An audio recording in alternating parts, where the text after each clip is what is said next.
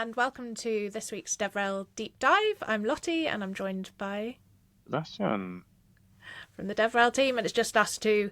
This week we are going to look at some community packages that have appeared on the marketplace since the new year, and there are a couple that piqued your interest, Seb, weren't there? Indeed, especially because they came about at about the same time, and they did something very, very similar. So I was like, hey, what's going on with well, let's reveal it.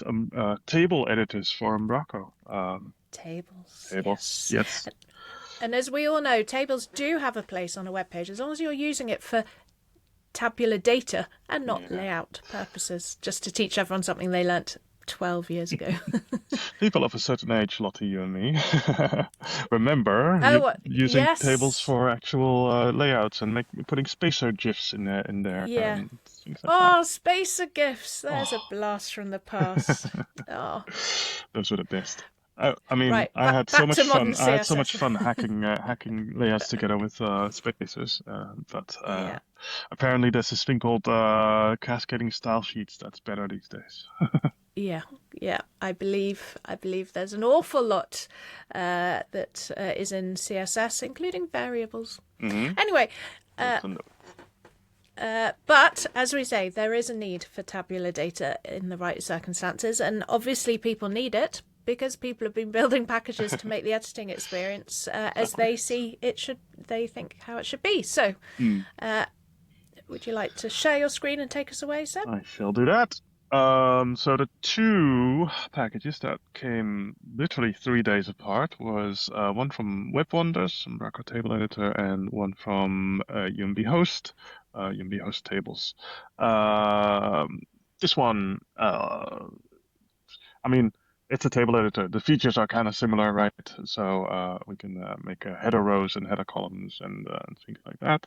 Um, there is so both of them have a strongly typed model, so you can render things just by giving it an alias, and it will do stuff. This one, the Webwonders one, has a customizable or a themable razor view, which I'll show you in a minute. That I made my own theme. It's beautiful. It's got a bit of pink in it. Or you can so that's a partial, and then the UMB host one has a few different features. It does things like right clicking for stuff. We'll show you that in a minute as well. And has configurable min and max rows and columns. That might be interesting to some people who need to make sure that people don't make enormous tables. The one extra interesting feature here is that the UMB host.tables one supports migrating from limbo.umbraco.tables. They haven't released any v17 version for that package yet, but this package is compatible with the data that's there. Just need to update a using statement apparently, so you can migrate from the v13 version to v17 very nicely. So that's pretty cool. I have a test site here which uses Paul Seal's what's it called, clean starter kit. We're all pretty familiar with how that looks. And I've installed both of the data types. So the Webwonders one, this one doesn't have any settings, so we'll see how it looks in the content in a minute. But the UMB host one has different settings where we can disable things like use first row or column as header options, and set the limitations here. And I've enabled rich text editing within the cells, which is quite interesting. We'll see how that looks in a second here. Okay, so you installed the packages and then you added a data type for each new property editor. And of course, got it. Of course, I added the data type to a page. I think it's a article page. Yep. Yeah. So what does that look like on the actual pages when you're editing? This one is the Webwonders one, and this one is the UMB host one. Um, I've put the same or very similar data in both because I wanted to get a feel of what they both look like. This one is currently in read-only mode, but we can start editing here. And then we have things like add a new column. Is that a column? Yes, rows and columns. Still difficult after all these years. New rows here by the plus button. That's kind of familiar to other people, other Umbraco editors, where this plus button appears where you want things to be inserted. You can move them around, of course. Move them around, of course, and delete them. There's some settings here. So first row is header, first column is header. I'm not sure what highlight empty cells does. To me, these empty cells look the same as the non-highlighted cells. So I look forward to the comments to hear what it actually does. Maybe it adds a CSS class. Oh, Or could be. yeah, Yeah, no, maybe. yeah, I did check that out in the front end, but I didn't see any differences there either. But Okay.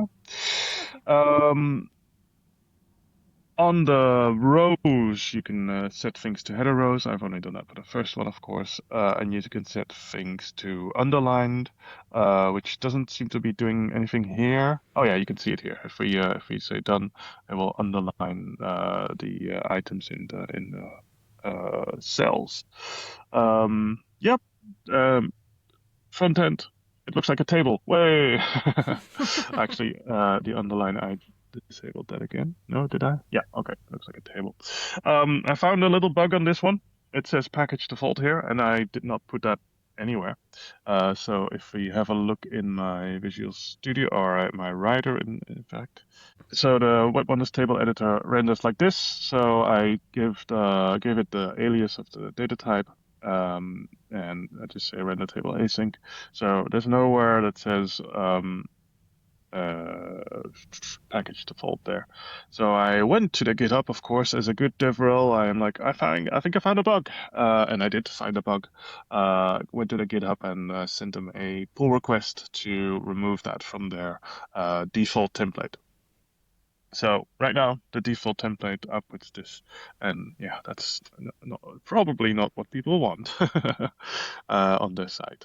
But luckily, And this is a RCL, so that this is an view RCL.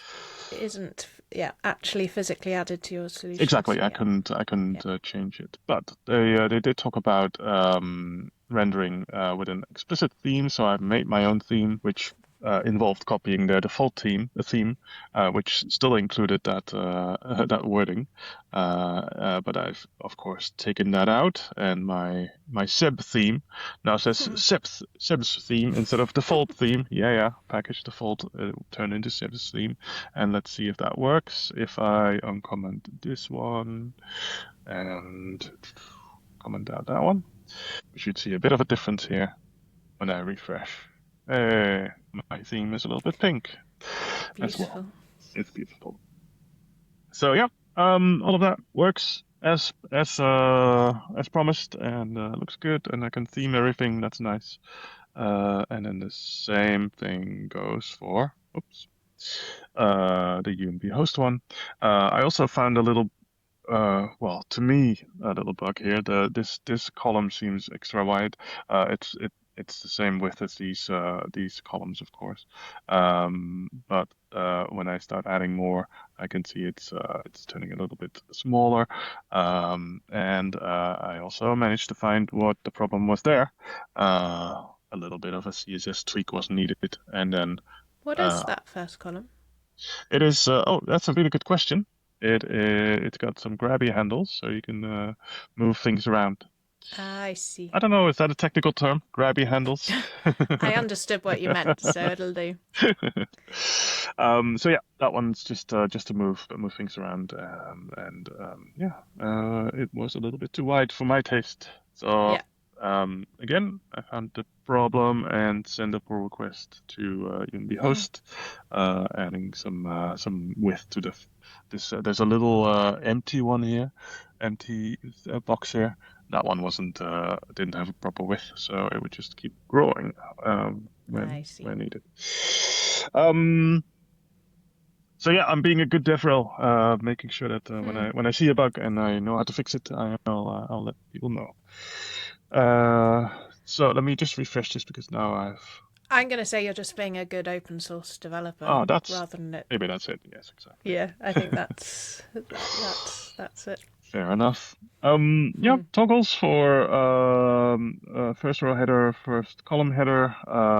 This will turn on and off rendering of like th tags and things like that.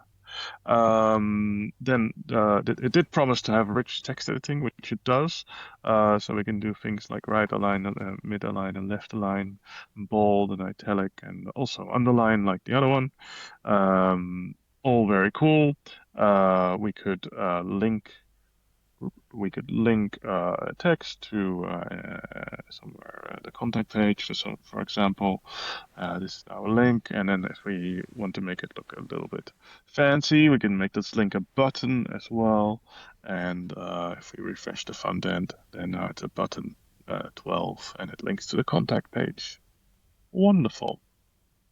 Um, Other things you can do is actually look at the source code. Yay! uh, why is that interesting? Well, you could put stuff in there. Let me just find something that I put on my clipboard at some point here. You could put other stuff in here, like maybe an image, and oh, look at that! It's a very big image. Um, Cool. but yeah, you could put anything in there that you want. You might want to disable this if you have editors who don't know what they're doing there. Yeah. So yeah, and everything moves around, and yeah. So okay, we get it back. Right click, indeed, insert row before, after, column before, after, delete also works. So that works everywhere, which is also a very nice one. Yeah. Add rows, add columns, all of that. Goodness. And can you theme Uh, the Good question. I host? should go back to the code. So host, a default way to render is like this. There's a table here. So, var table is table model with the alias of the table. Unfortunately, that's another bug I want to help fix. The to HTML table extension method doesn't exist, so I couldn't get this to work. So I commented it out. Oops. Nope. Commented it out. No, go back. There we go. So I left it and actually used the other suggestion that was in documentation of rendering the table by just writing some razor here, which works absolutely fine. And then we can of course also change this to there we go. I don't know what E is, but pink. I mean, almost white. Yeah, exactly. So both of them are giving you strongly typed representation of a table. Mhm. So you can query table.rows and .columns Exactly, and yes. do whatever weird and wonderful stuff your front end, your designers have demanded you do for tables. Exactly. Yeah, interesting. Yeah, So that's the host rendering. exactly. Yeah. And then the seb.cshtml is showing the It's the Webwonders white one, this one. Yeah, table. exactly. Yeah. Okay. Yeah. Well, I mean, Which has clearly people styling have a in there. need for Yeah, this because we have two packages doing it. exactly. When you need really fine grain control over the layout of a table and don't rely on, well, if you had a table in an RTE, you wouldn't really have any control over the HTML that was rendered Yeah, by yeah. Well, I the mean, tip-tap I table guess you editor. can put stuff in your style sheet, but not how everything gets rendered Yeah. completely. Yeah. Yeah. Mm? Yeah.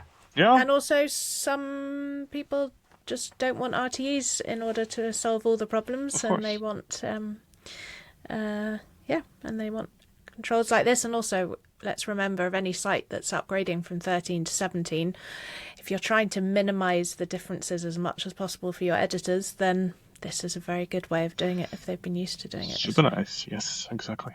Yeah. So that was Excellent. the quick lowdown on all the table packages. well, all the table packages that have been released since the start of January. I don't know if there are any others. Did you actually check if there were any I others? didn't check, but I don't think there were any for V17. I haven't noticed any. It's just quite funny that two came. Yeah. Usually they say buses come through at once, so maybe there's a third tables packages about to be released. Hopefully not. Be nice to see collaboration. Might have to consolidate some if there's more. Yeah. Yes, exactly. But these are from Webwonders is an agency, so one assumes we haven't talked to them about this, have we? But one assumes that they're doing it for their own project needs and have released it in case it's useful to other people. And similarly for Umhost, and originally Limbo, of course, for 13 sites. Exactly. Yeah. Yeah. Well, excellent. Thank you, Seb, for showing off those packages. Thank you, Webwonders and UMB Exactly, and fingers crossed they don't reject your pull requests. I'm sure. Well, one of them I did ask, and he's like, "Oh yeah, can you please?" Yes. So nice. I'm sure they'll be accepted. That's excellent open source behaviour. Well done. 5 gold stars for you. Great. I'll tell you what we're talking about in the next video, but we don't know yet. So if you have any ideas, let us know on Discord or contact DevRel. Can't remember how they do that, but like, subscribe. We haven't said that for ages. We're rusty now. Yeah. We are. That's my line. Oh, sorry. Go on. You say. That's too late now. Hit the bell. Okay. Yeah. Wherever the bell is, hit it. Excellent. That's enough waffle. Thanks, Seb. See you next time. Bye. Bye.